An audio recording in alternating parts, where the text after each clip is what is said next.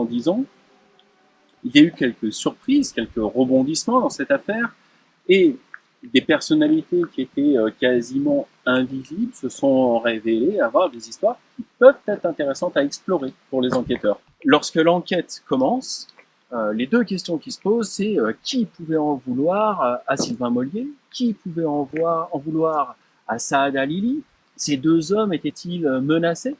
Personne ne s'est posé visiblement la question, est-ce que quelqu'un pouvait en vouloir à Iqbal Halili? Un peu comme si les deux seules victimes potentielles d'une tuerie étaient des hommes.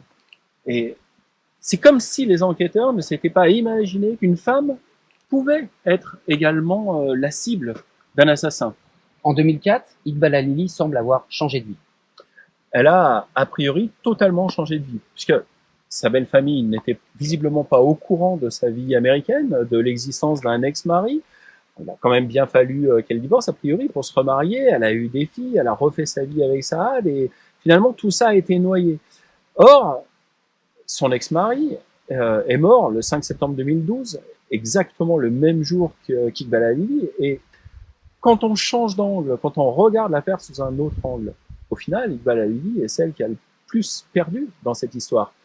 Sylvain Mollier a perdu la vie, Saad Halili a perdu sa femme et ses deux filles. Iqbal Halili, le 5 septembre 2012, elle décède, elle perd, entre guillemets, ses deux filles, puisque au final elles survivent, mais en tout cas elles sont ciblées par le tueur. Elle perd son mari, elle perd sa mère, qui était présente dans la voiture, et elle perd son ex-mari, qui décède le même jour aux États-Unis d'une crise cardiaque un peu mystérieuse, puisque finalement il n'y aura jamais eu d'autopsie. Mais changeons d'angle, encore une fois, posons-nous la question, est-ce qu'Iqbal Halili aurait pu être la cible d'un tueur? D'après certains témoignages, on comprend qu'elle avait une vie un peu particulière aux États-Unis, puisqu'elle aurait dit, au moment de quitter les États-Unis, qu'on lui avait demandé de partir.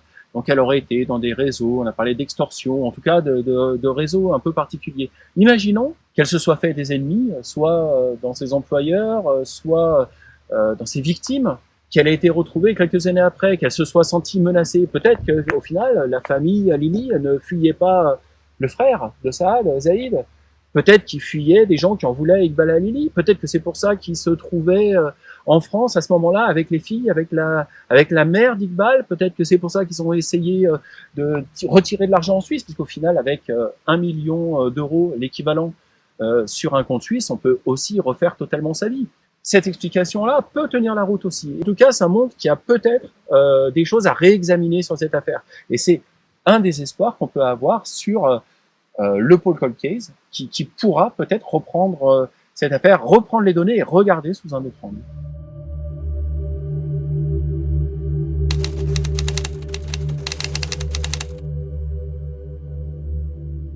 Cold case, affaire froide, affaire ancienne, c'est un terme anglo-saxon qui n'est pas idéal. Affaire non élucidée, je crois, ou non résolue, c'est plutôt ça. Dans mon esprit, ça couvre deux types de situations. Les affaires qui sont toujours en cours, comme l'affaire de Chevaline, en cours auprès de juges d'instruction, même si elles sont anciennes, mais aussi les affaires qui ont été clôturées. Faute d'éléments permettant d'identifier l'auteur, au bout d'un certain nombre d'années, l'affaire est clôturée, elle est classée, elle est archivée, mais elle peut être réouverte, elle peut être retravaillée, et ça fait partie aussi des cold cases. Donc ça englobe un nombre de dossiers très considérable, aussi bien les affaires en cours de crimes de sang ou de viol contre X, mais aussi d'affaires anciennes, avec une exigence, ces affaires anciennes clôturées, pour qu'on puisse les réouvrir, il faut qu'elles ne soient pas prescrites. C'est-à-dire qu'un temps ne se soit pas écoulé, rendant impossible la réouverture du dossier pour des raisons de droit.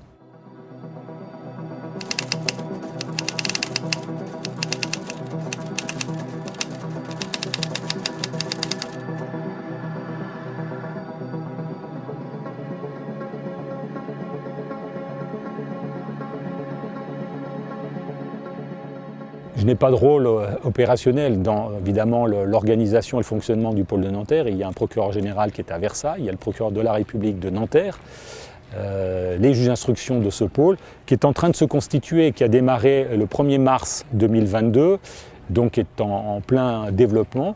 Je pense que c'est un pôle qui va rassembler différentes compétences, je crois une douzaine de personnes qui n'auront qui auront l'avantage de ne se consacrer qu'à ces dossiers-là. C'est l'intérêt de ce pôle de Nanterre, c'est d'avoir des magistrats dédiés aux investigations, au travail de fond, de lecture ou de relecture de ces dossiers très complexes qui font plusieurs tomes. Et c'est intéressant de suivre l'évolution de ce pôle pour voir un peu ce qu'il pourra apporter dans un traitement amélioré de ces affaires lourdes qui prennent beaucoup de temps. Et je pense qu'il apportera beaucoup, et notamment vis-à-vis des familles qui attendent évidemment beaucoup de la justice. On ne peut pas laisser dans l'ignorance des proches de cette manière, et je crois que cette culture de cold case, qui suppose aussi une connaissance des nouvelles sciences, qui permettent d'avancer, de rechercher des corps, tout ça pénètre l'institution judiciaire et qu'on traite les crimes de sang, les viols, les disparitions avec la même énergie que celle qu'on met pour travailler sur des bandes de trafiquants de drogue, etc. Mais c'est une question de volonté. Certains l'auront, certains ne l'auront pas, certains ça ne les intéressera pas, mais il faut que cette culture irrigue la justice, l'institution judiciaire.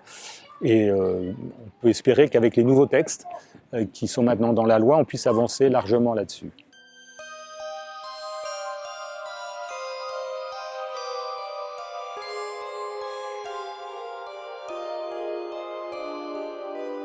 Compte tenu de l'ancienneté des faits, qui ont bientôt 10 ans, de la complexité de cette affaire, de son caractère international, puisque plusieurs des victimes étaient de nationalité étrangère, c'est un dossier qui me paraissait nécessaire d'adresser au pôle de Nanterre et j'espère que ce sera le cas très prochainement. Je ne connais pas les dossiers qui sont actuellement en portefeuille au pôle de Nanterre, qui est monté en charge depuis le 1er mars dernier.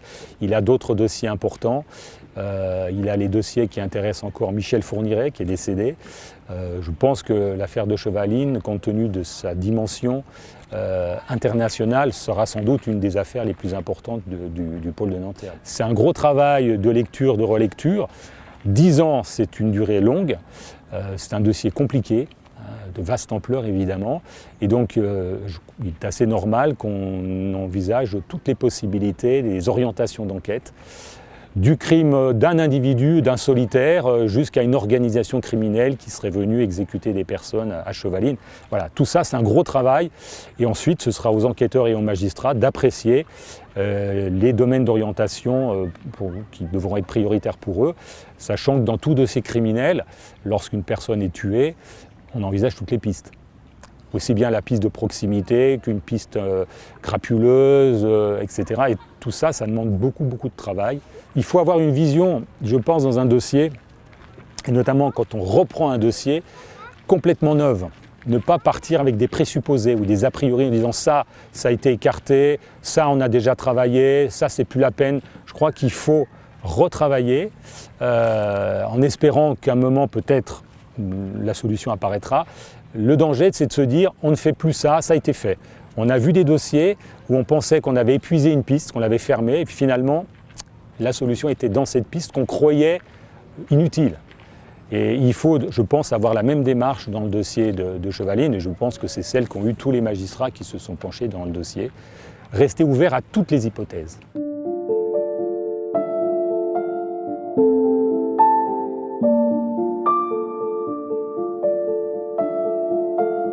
C'est tout l'intérêt justement de la réflexion que nous avons menée sur les cold cases, ne jamais abandonner, ne pas faire preuve de défaitisme en disant les années ont passé, c'est fini, on a tout épuisé. Je crois qu'on peut toujours tout espérer. Ça demande un gros travail, ça demande aussi un peu de chance, bien sûr. C'est vrai que plus le temps passe, plus les choses sont difficiles. Les témoins perdent la mémoire ou oublient un peu. Et puis tout simplement, on peut avoir aussi un élément qui peut jouer, pas forcément dans l'affaire de Chevaline, mais le fait que la personne en cause ou les personnes en cause disparaissent, décèdent, et ce qui rendrait impossible l'élucidation si la personne en cause n'est plus de ce monde. C'est pour ça que le temps qui passe n'est jamais une très bonne chose. Mais on a l'exemple d'un certain nombre d'affaires, on en a eu quelques-unes sur Grenoble, des cold cases qui ont été résolues 20, 30 ans après. Donc, ne jamais rien lâcher, garder cet optimisme, et même si l'enquête arrive à une forme de point mort, l'expliquer aux familles. Il faut que la justice française, aujourd'hui, associe les proches, parties civiles, leur donnent connaissance de l'évolution du dossier et même leur disent, écoutez, à un moment, nous sommes dans une impasse, être capable de le dire. Ce que reprochent souvent les familles à juste titre à la justice, c'est vous nous tenez au courant de rien, on ne sait pas ce qui se passe, nous ne sommes jamais reçus par les magistrats. Il faudra d'ailleurs que le pôle de Nanterre fonctionne, et c'est prévu, qu'elle soit vraiment en proximité avec les familles et leurs avocats. Il y a même des associations qui les soutiennent pour les associer et les informer. On ne peut pas les considérer comme quantité négligeable en disant sont des gêneurs, il faut qu'elles soient, qu'on leur explique. Et je crois que les familles sont à même d'entendre aussi que le dossier n'est pas résolu. Et qu'un jour, un dossier sera refermé, bien sûr. On ne va pas garder ouvert pendant 40 ans, 50 ans des affaires.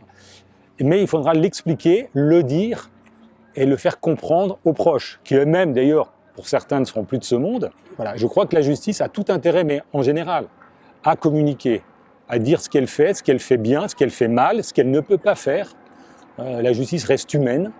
Il n'y a pas de solution absolue pour solutionner un crime de cette nature, évidemment. On ne fait pas appel aux mages, aux devins, à ceux qui connaissent la solution mieux que tout le monde. C'est un travail de très longue haleine. Il faut un peu de chance. Se mettre tous les atouts en main. Le fait que le dossier devrait partir à Nanterre va permettre d'avoir un nouveau regard. C'est ça qu'il faut travailler.